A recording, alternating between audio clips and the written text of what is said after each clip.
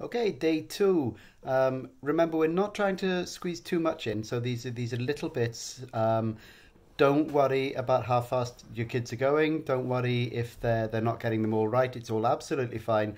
This careful process of coming back to it again and again will eventually give them the control that we'd like them to have. So today we've got something new. We've got with you. So with you in Welsh is efo chdi. Well, that's what we're going to say. You could say efo ti, or if you're in the south, you could say gyda ti. If you want to do it in a different way, that's always absolutely fine. But we're going to be saying efo chdi. So with you is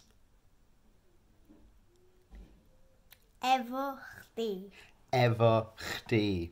So Welsh with you is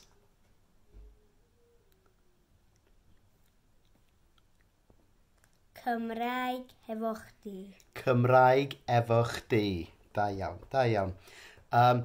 To speak with you.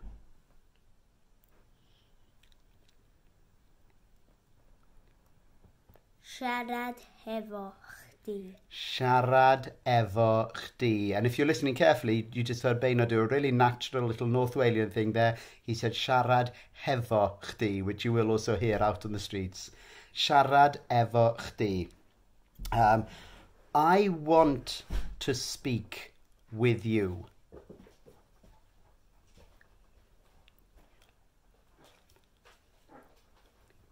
Dwi isio siarad efo chdi. Dwi isio siarad efo chdi.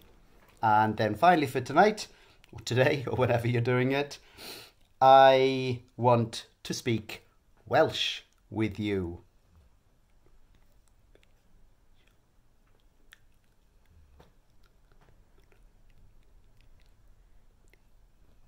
Dwi isio siarad Cymraeg efo chdi.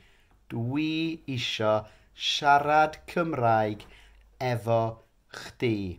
So as long as you're giving your kids the chance to say those, if they're saying any of them at all, that's absolutely fantastic. And we'll do another little bit tomorrow. Hwyl am y tro. Ti'n deud tara? Ta.